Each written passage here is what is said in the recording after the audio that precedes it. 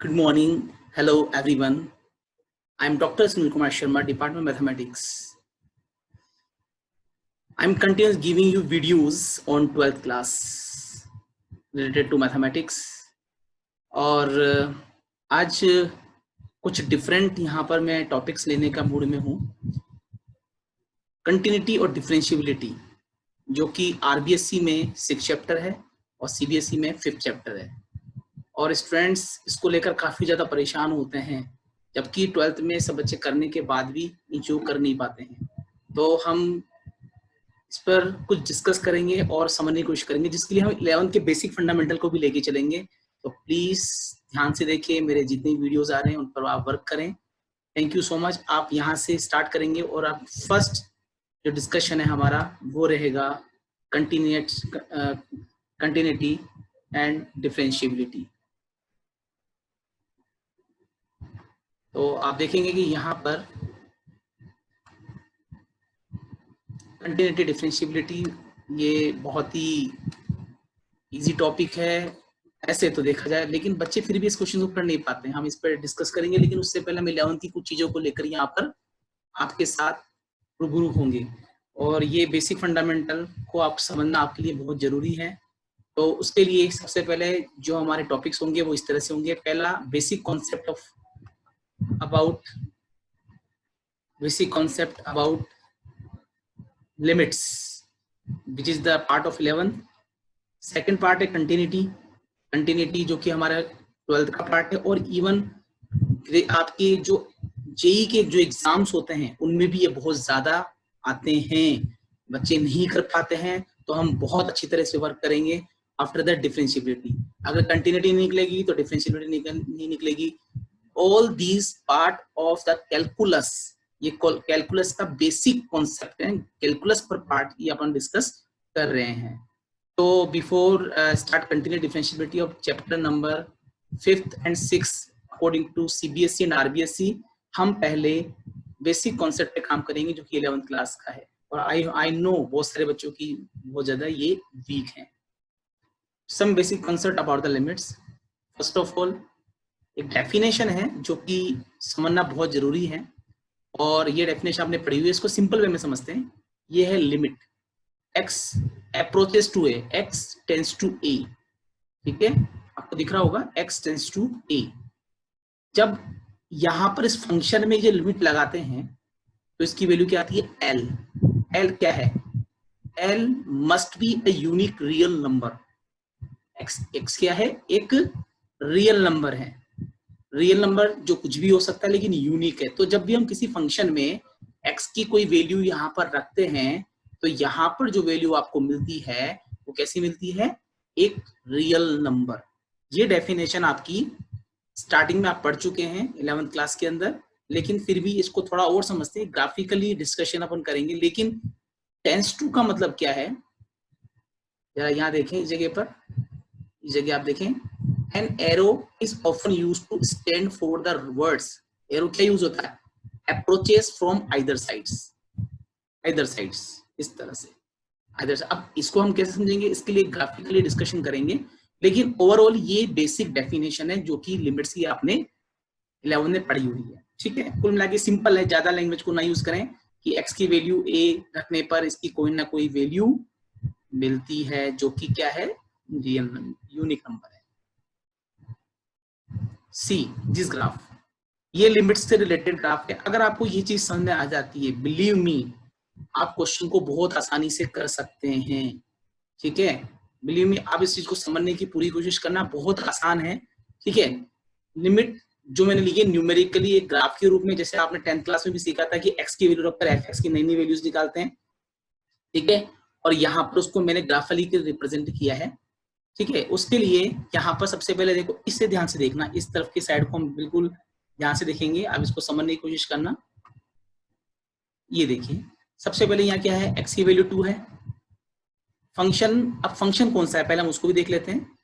ये देखिए, ये फंक्शन है f(x) = 2x + 3.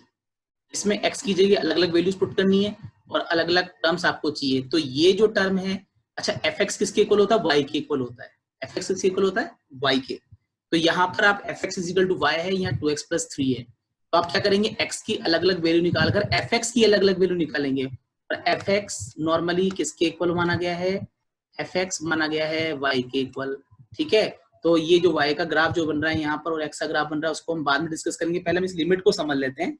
देखो x की वैल्यू पहले मैंने 2 रखी, 2 रखने पर यहाँ 2 रखेंगे तो 7 आएगा। अब यहाँ रख के देख लें, ठीक है, इस जगह पर आप इसकी वैल्यू रख के देखें, 2x प्लस यहाँ पर हो जाएगा आपके 3। आप इसके अंदर ये वैल्यू पुट करके देखेंगे तो जब आप 2 रखेंगे तो यहाँ 7 आएगा। अप्रोक्स वैल्यू रख रहा हूँ मैं, पॉइंट्स में मैं वैल्यू बढ़ा रहा हूँ लगातार, 3.6, 3.9, 3.99, 3.999, तो 7, फिर 10.2, 10.8, 10.98, 10.998, मतलब मैं अप्रोक्स 4 के नजदीक पहुंच गया हूँ, बहुत अप्रोक्स है। 9999 जब आगे लगा चलेगा तो अप्रोक्स 4 माना जाता है। और जैसे ही मैंने 4 रखा, ये तो इसके नियरेस्ट है, वैल्यू लगातार इंक्रीज कर रहा हूँ, तो आपने देखा कि जैसे ही x की वैल्यू मैंने 4 रखी तो यहाँ पर आपको क्या मिल रहा है, यहाँ मिल रहा है आपको 11। 4 रखने पर आपको कितना मिल रहा है, 11। ठीक है, अब नीचे से देखते हैं। अब नीचे मैंने 5 रखा, आप 4 रख 11, यहाँ रख के देख लो। अगर x की जगह 4 रखेंगे तो 4 2 8, 8 और 3 11। ठीक है, ये 11 आ जाएगा। ये लास्ट वाली वैल्यू जो कि मैंने पूरा कंप्लीट एक नंबर रखा है। अब नीचे से स्टार्ट करते हैं। मैंने 5 रखा इस फंक्शन में यहाँ, तो 5 2 10 प्लस 13, फिर 4.2 फिर मैं कम करता हो जाऊंगा, 4.8, 4 के नजदीक 4.1, 4.0, 4.0001 और 4, ये लगातार डिक्रीज कर रहा हूँ। तो डिक्रीज करने पर ये वैल्यू भी डिक्रीज हो रही है। आपको पता है 11.002 को हम अप्रोक्स 11 ही काउंट करते हैं। तो हम ओवरऑल जब मिनिमम से मैक्सिमम, जो कि हम राइट हैंड लिमिट को कहते हैं, राइट हैंड ऊपर से नीचे, ठीक है ना, और एक यू जा रहे हैं, तो दोनों में आप देखेंगे कि जो आपका एप्रोप्रिएट वैल्यू 4 रखने पर 11 आपको मिल रहा है। ये इनपुट, या देखो क्या लिखा हुआ है, लेफ्ट, मतलब लेफ्ट से हम आए, और ये कहां से आए हम, राइट से। ऊपर से नीचे चल रहे हैं तो लेफ्ट होगा, ठीक है, और नीचे से ऊपर चलेंगे तो राइट होगा। इसी तरह से fx की वैल्यू कैसी मिल रही है, ऊपर से नीचे तो आपको लेफ्ट मिलेगा, और यहाँ जाएंगे तो अपन को राइट आउटपुट मिल रहा है, ये आउटपुट है। अब इसको ग्राफ की फॉर्म में आ जाते हैं। तो आपने अलग अलग वैल्यूज रखकर अप्रोक्स 4 के पास आए हैं और एक कंप्लीट नंबर आपको मिल गया है। तो we are going to nearest point to 4, हम x के नजदीक जाने की कोशिश कर रहे हैं। मतलब मैं इसको मैक्सिमम करता हुआ, नीचे से मैक्सिमम से मिनिमम करता हुआ लिख रहा हूँ। अब जरा इस ग्राफ को आप देख लें। ये जो ग्राफ आपको दिख रहा है, आपको 4x इक्वल टू 4, ये रहा, यहाँ देखें x इक्वल टू 4, ठीक है। यहाँ पर आप x इक्वल टू 4 को देखेंगे, ये देखिए x इक्वल टू 4 आ रहा है, और यहाँ पर आप देखेंगे y इक्वल टू 11, ये 11 आ रहा है। ये x और y का ग्राफ बहुत इजीली बना सकते हो आप देखेंगे कि यहाँ पर जब 4 के जो कोरस्पोंडेंस है, x की वैल्यू आपको 11 मिल रही है, जबकि अदर नंबर के कोरस्पोंडिंग ये ग्राफ अपन इसको रखकर ग्राफ बना सकते हैं, ठीक है।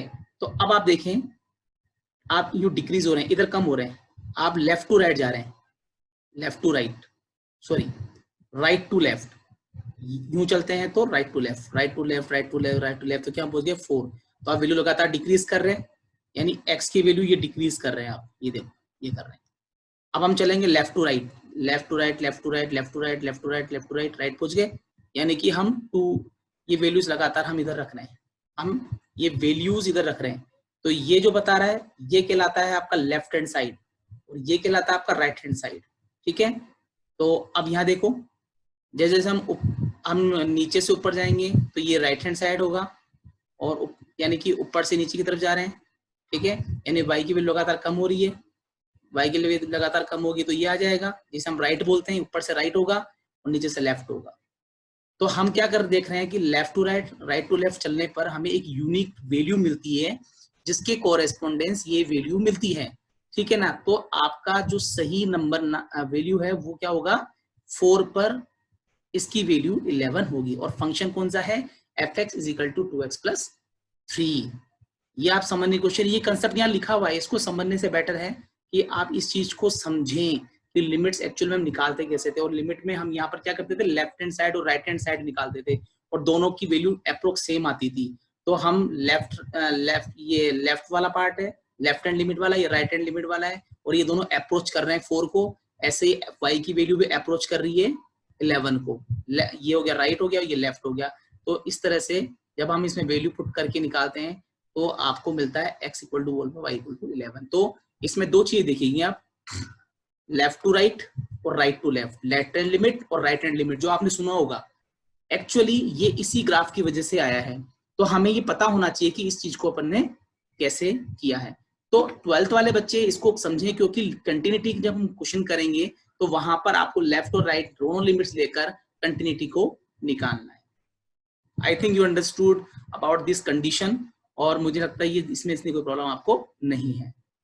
ओके, बट जो थ्योरम है वो लेफ्ट हैंड लिमिट और राइट हैंड लिमिट को बता रहा है। सपोज x अप्रोचेस से, मान लो x की वैल्यू a है, प्लस और माइनस a, जैसे वहां पर 4 आ रहा था, a कोई नंबर है, और fx जब हम राइट, प्लस का मतलब है राइट हैंड, राइट से चल रहे हैं, और इसका मतलब है लेफ्ट की बात कर रहा हूं। जब राइट और लेफ्ट लिमिट लगाते हैं, राइट हैंड लिमिट और लेफ्ट हैंड लिमिट, तो हमें एक नंबर मिलता है जो कि कैसा है, यूनिक नंबर। ये तो हमने पीछे डेफिनेशन में पढ़ा था, लेकिन इसमें लेफ्ट और राइट दोनों को शो कर रहा है। तो लेफ्ट और राइट लिमिट को अगर हम लगाते हैं, हमें यूनिक मिलता है, जिससे हम एक यूनिकली इस तरह से लिख सकते हैं। अब ये नंबर कौन सा था, आपको ध्यान होगा यहाँ पर 4 था, रखने पर हमें 11 मिला था, कुछ ऐसा था। तो ये एक्चुअल डेफिनेशन, जिसमें लेफ्ट और राइट के अंदर दोनों की लिमिट हमेशा सेम आती है, और जब लिमिट दोनों सेम आती है तो ये लिमिट एग्जिस्ट करती है। लेकिन अगर 1, 2 और 3 अगर ये तीनों एक साथ आ जाए तो ये कंटिन्यूटी को शो करता है, जो कि हम आगे पढ़ेंगे। आई थिंक ये क्लियर हो गया होगा आपको। अब जरा इस चीज को देखें, x टेंस टू क्या है, x tends to a minus, not minus a, fx indicate the limit from the left, left से लिमिट है ये, यानी कि वैल्यू लगातार कम हो रही है, ठीक है ना। x की वैल्यू क्या हो रही है, डिक्रीज हो रही है, मतलब हम लेफ्ट में चल रहे हैं। Limit x tends to a का मतलब है is indicated to limit from the right, that is x is greater than, मतलब x की वैल्यू लगातार इंक्रीज हो रही है, बढ़ रही है, ठीक है। इस तरह से इसको हम इस तरह से समझ सकते हैं, यानी कुल मिला के ये वाला पोर्शन कंटिन्यूटी के पार्ट की तरह ही है। तो इसमें लेफ्ट हैंड लिमिट और राइट हैंड लिमिट आपको समझ में आ गई होगी, लेफ्ट अप्रोच, राइट अप्रोच, जो कि मैंने पीछे ग्राफ में समझाया है। अंडरस्टूड। नेक्स्ट, दिस इज, ये देखिए ग्राफ में ले रहा हूं, this is the graphically representation.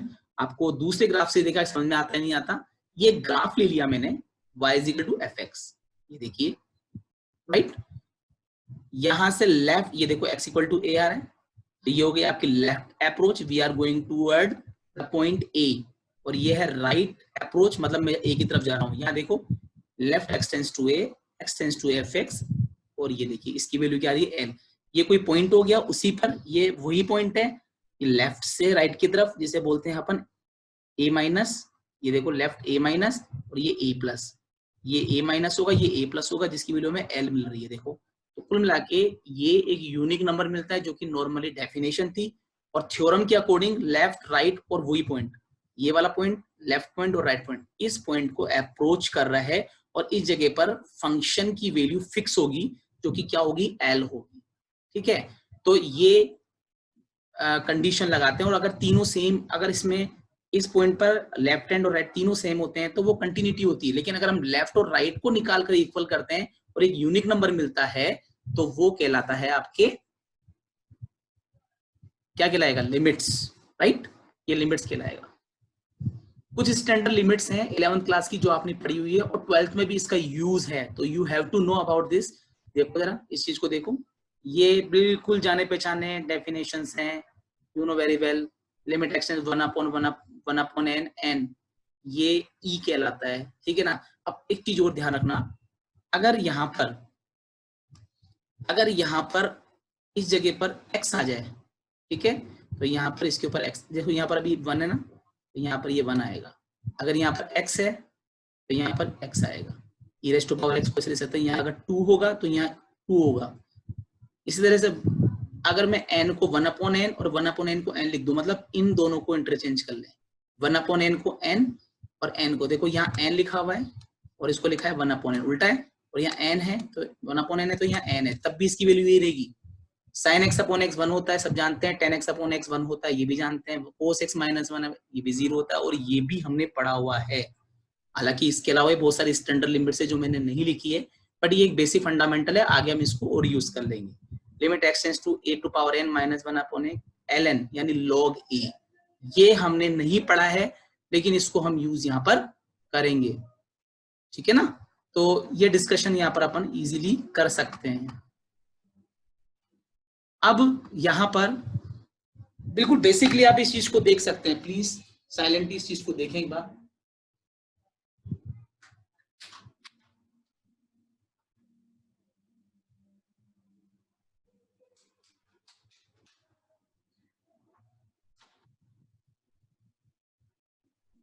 ठीक है, तो अब आगे देखें, सम कंडीशन डिफरेंट कंडीशंस हम इसको देख लेते हैं एक बार।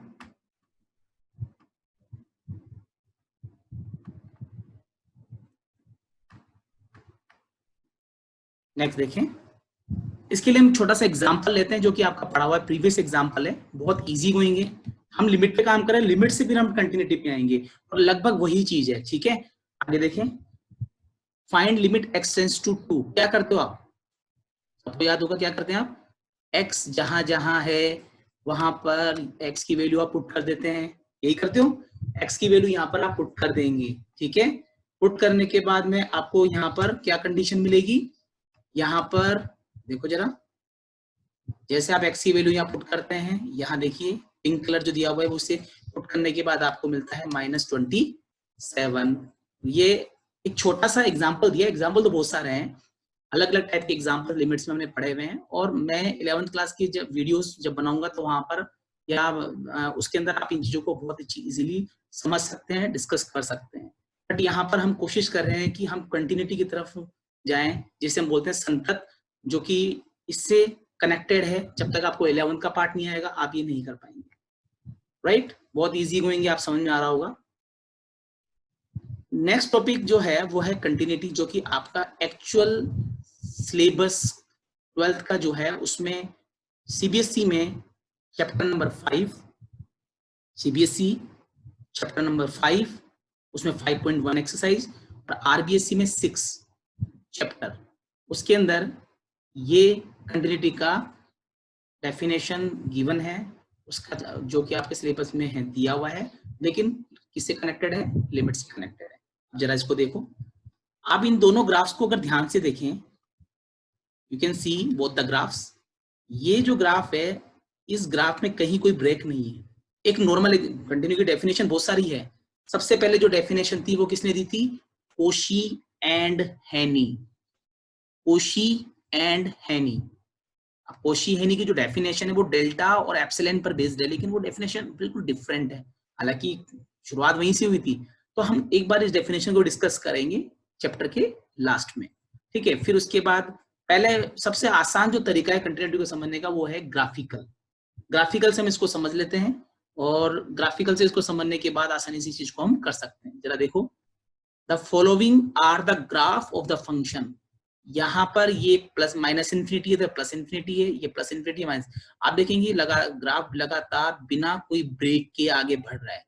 इसी ग्राफ को अभी आप देखें, लगातार बिना कोई कंडीशन के ये आगे बढ़ रहा है, यहाँ कोई लाइन में ब्रेक नहीं है, कोई ब्रेक नहीं है, लगातार आगे इंक्रीज डिक्रीज से मतलब नहीं है, लगातार बढ़ रहा है, ना कोई जंप है ना होल है।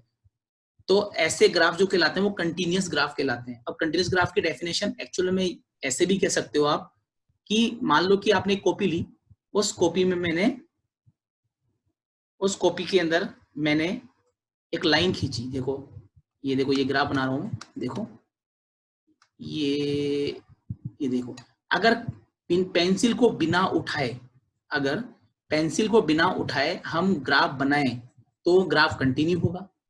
लेकिन जैसे देखिए यहाँ पर मैंने एक ग्राफ बनाया और ये देखिए आप, अब क्या हुआ इसके बीच में, यहाँ पर ये बीच में होल बन गया, जंप ले ली इसने, टूट गया, तो ये डिसकंटिन्यू ग्राफ कहलाएगा। जबकि ये कंटिन्यू, क्योंकि मैंने पेंसिल को यहाँ तक लेके गया, फिर पेंसिल उठा ली, फिर मैं नीचे ले गया। तो पेंसिल को बिना उठाए अगर ग्राफ बना सके तो वो कंटिन्यू ग्राफ, और अगर पेंसिल बीच में से उठ जाए या जंप लग जाए तो वो डिसकंटिन्यू। तो ये कंटिन्यू ग्राफ है, ये डिसकंटिन्यू ग्राफ है, ठीक है। ये आपको समझना पड़ेगा। इसकी डेफिनेशन को थोड़ा और समझने की कोशिश करते हैं। देखो ये कैसा है, कंटिन्यू कर्व है, ये कहीं से ब्रेक नहीं है, कहीं से भी ब्रेक नहीं है। एक एग्जांपल है जो आप डेली लाइफ में देख सकते हैं। इस जगह पर आप इस ग्राफ को देखें तो इसमें कहीं भी कोई चीज फूट नहीं रही है, बिल्कुल इजीली आप इस चीज को देख सकते हैं, ठीक है। और इसको थोड़ा समझने की कोशिश करते हैं। देयर आर नो जम्प्स और होल्स इन द ग्राफ, जो पीछे वाले ग्राफ थे।